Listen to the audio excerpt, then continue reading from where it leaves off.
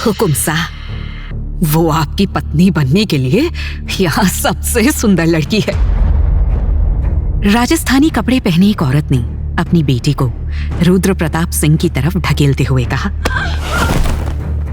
27 साल का रुद्र एक खतरनाक और दमदार शख्सियत रखने वाला लड़का था। वो अपने पिता का एक लौता बेटा और अनगिनत जमीन जायदाद का अकेला वारिस था। उसकी जिंदगी एक राजा की तरह थी। इसके अलावा रुद्र के परिवार और राजा सा के बीच के रिश्ते बहुत अच्छे थे।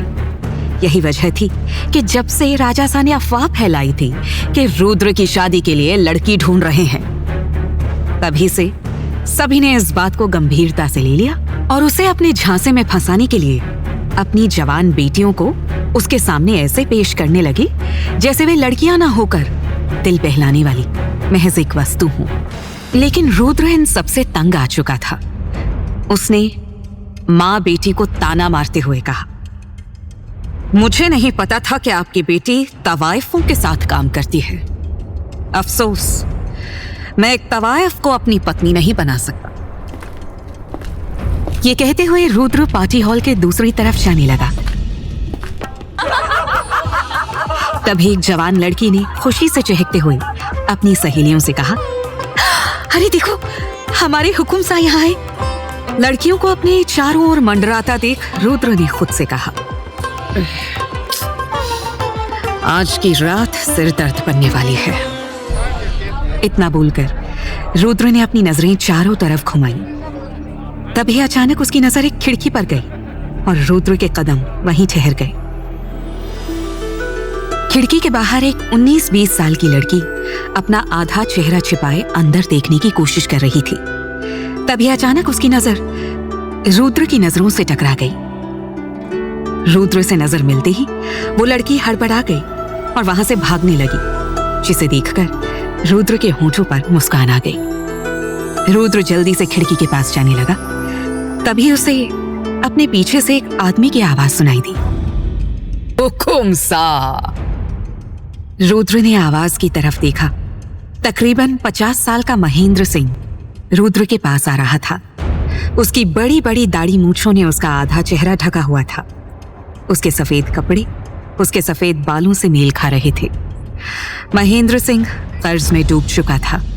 घर के अलावा उसके पास और कोई संपत्ति नहीं बची थी।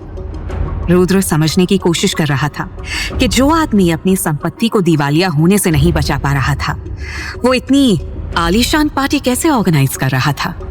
क्या वो आदमी ये सब करके अपना घर भी बेचना चाहता था?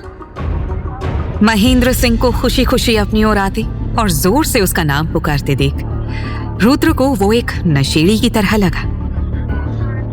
मुझे बहुत खुशी हुई कि आप हमारे घर आए और हमारी दावत में शामिल हुए। महेंद्र सिंह ने रुद्र का स्वागत करते हुए कहा। मेहमानों को पार्टी में आने का न्योता देते वक्त ही उसने सभी को रुद्र के पार्टी में शामिल होने की बात बता दी थी। पार्टी में मौजूद आधे से ज्यादा लोग सिर्फ रुद्र से मिलने आए थे। उन्होंने आते ही महेंद्र सिंह से रुद्र के बारे में सवाल करना शुरू कर दिया था, जिससे महेंद्र सिंह को मन ही मन ये घबराहट होने लगी थी कि अगर रुद्र पार्टी में नहीं आया तो वो मेहमानों को क्या जवाब देगा। महेंद्र को अपनी चापलूसी करता देख रुद्र ने कहा, तुम अच्छे से जानते हो मैं यहाँ क्यों आया हूँ। राजा सा को यकीन है कि जो सबूत हम ढूंढ रहे हैं वो तुम्हारे पास मिल सकता है। दरअसल कुछ वक्त पहले से शहर में जवान लड़कियां गायब हो रही थीं। राजा सा ने रुद्र को इस मामले की जांच करने को कहा था और इसी के चलते रुद्र लड़कियों के गायब होने के मामले में सबूत इकट्ठा कर रहा था। महेंद्र ने उसे और राजा सा को एक लेटर भेजकर बताया था कि उसके पास लड़कियों के गायब होने के बारे में सबूत हैं, लेकिन सबूत लेने के लिए रुद्र को उस पार्टी में आना होगा। वैसे तो रुद्र को महेंद्र सिंह की बातों पर भरोसा नहीं था, लेकिन राजा सा के कहने पर वो सबूत लेने पार्टी में आ गया था। मैं जल्दी से सबूत लेकर आता हूँ, महेंद्र ने अपने गले को सहलाते हुए सहमी हुई आवाज में कहा और सबूत लेने कमरे में जाने लगा। वहीं रुद्र जल्द से जल्द पार्टी के उबाऊ माहौल से निकलकर उस लड़की को ढूंढना चाहता था। उसने महेंद्र को रोकते हुए कहा, रुको, पहले मुझे एक खाली जगह बताओ। जहां मैं सिगरेट पी सकूं। आप बाहर बगीचे में जा सकते हैं, वहां कोई नहीं है। सिर्फ मेरी छोटी बेटी दामिनी है, वो आपसे मिलना चाहती है। क्या आप अपना थोड़ा सा कीमती वक्त मेरी बेटी से बात करने के लिए निकाल सकते हैं? महेंद्र ने उम्मीद भरी नजरों से रुद्र को देखते हुए कहा। रुद्र को उसकी बात सुनकर हंसी आ गई और उसने कहा, क्या मैं तुम्हें मंदिर का देवता नजर आता हूं? जी मैं कुछ समझा नहीं हुकुम साहब। महेंद्र सिंह ने हकलाते हुए पूछा। यही बात तो मैं खुद भी समझने की कोशिश कर रहा हूं कि तुम्हारे दिमाग में आखिर ये बात आई कैसे कि मैं भगवान बनकर तुम्हारी और तुम्हारी बेटी की इच्छा पूरी करूंगा। अब जाओ और तुम्हारे पास जो सबूत हैं उसे लेकर आओ। जी हुकुम साहब। महेंद्र जल्दी से सबूत लेने के लिए कमरे में चला गया। वो रुद्र को इंतजार करवाकर और नाराज नहीं करना चाहता था। रुद्र को पता था महेंद्र एक लालची और मौका परस्त आदमी था। उसको पार्टी में बुलाने का मकसद लोगों का ध्यान अपनी तरफ खींचना था। गार्डन में आकर रुद्र को आखिरकार पार्टी के उबाऊ माहौल से राहत मिली, लेकिन थोड़ी ही देर में हवा तेज हो गई और रुद्र को हल्की ठंड का एहसास हुआ। इस बीच रुद्र की नजर एक बार फिर उस लड़की पर गई जो छुपते छिपाते कहीं जा रही थी। तुम किससे छुपने की कोशिश कर रही हो? रुद्र की आवाज सुनकर लड़की हड़बड़ा गई और जल्दी से अपने रेशमी दुपट्टे से अपना आधा चेहरा ढकते हुए बोली, पार्टी अंदर हॉल में है। मुझे ये बात पहले से पता है गौरी। रुद्र ने दीवार से पीठ टिकाते हुए कहा। वहीं गौरी उसके मुंह से अपना नाम सुनकर चौंक गई और पूछा, आप मेरा नाम कैसे जानते हैं? महेंद्र सिंह के घर में अपना आधा चेहरा छिपाने वाली उसकी बेटी के बारे में पूरा शहर जानता है। क्या तुम्हें खुद के बारे में नहीं पता? रुद्र की ये बातें सुनकर गौरी कुछ पल के लिए खामोश हो गई।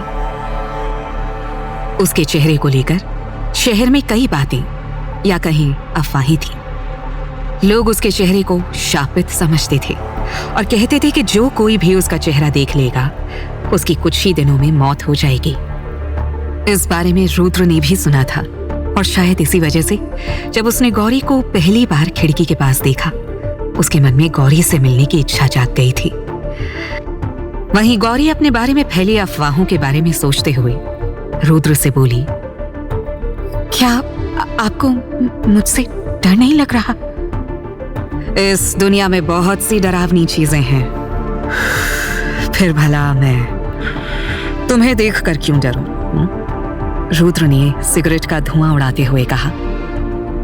लगता है आपने अफवाहें नहीं सुनी। लोग कहते हैं कि मेरा चेहरा शापित है। अगर आप मुझे देखेंगे तो आपकी जान चली जाएगी। गौरी ने बिना रुद्र को देखे कहा। उसे सिगरेट की महक आ रही थी और उसे ये घिनौना लग रहा था।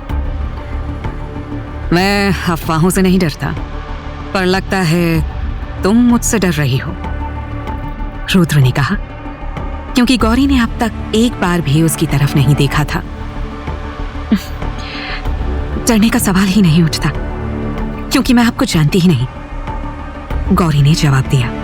तुम क्या सच में मुझे नहीं पहचानती? मैं रुद्र प्रताप सिंह हूं। तुम्हें छोड़कर शायद ही कोई इस शहर में होगा जो मुझे नहीं जानता होगा। हुकुम साहब। गौरी की आंखें एकदम से चौड़ी हो गई।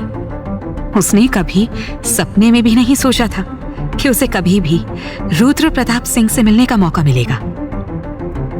जब उसके पिता रुद्र के पार्टी में शामिल होने की बात सभी को बता रहे थे, तब भी गौरी को उसकी बात पर भरोसा नहीं हुआ था।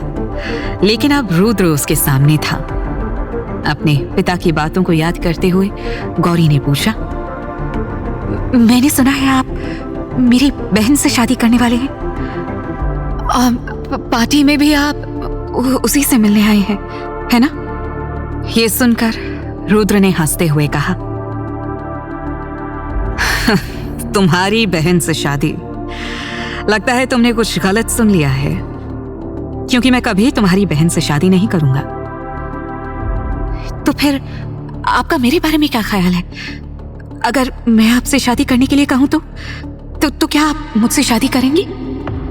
गौरी ने अचानक से ये पूछकर रुद्र को चौंका दिया। वैसे तो आज रात रुद्र को शादी के लिए कई प्रस्ताव मिले थे, लेकिन गौरी का सीधे शादी को लेकर सवाल करना रुद्र को बहुत मजेदार लगा। वहीं गौरी दुपट्टे की आड़ से रुद्र के चेहरे के भाव देखने की कोशिश करने लगी। खिड़की के पास खड़े होने की वजह से उसके लंबे बालों की लटें उसके बचे हुए चेहरे को ढकने की कोशिश कर रही थी। गौरी का आधा चेहरा दुपट्टे से ढका हुआ था और आधा दूध की तरह सफेद और बेहद खूबसूरत था। चांद और लालटेन की रोशनी में जब वो चोरी चुपके रुद्र को देखने की कोशिश कर रही थी तो बहुत प्यारी लग रही थी। रुद्र गौरी का पूरा चेहरा तो नहीं देख पाया, लेकिन उसकी हरकत में उसने उसकी बेसब्री को देख लिया और हंसते हुए कहा, मुझे अभी शादी करने में दिलचस्पी नहीं है, लेकिन अफवाह फैला दी गई है, इसलिए अगर मैंने तुमसे शादी की भी तब भी मैं तुमसे कभी प्यार नहीं करूंगा और ना ही मैं चाहता हूं कि तुम मुझसे प्यार करो।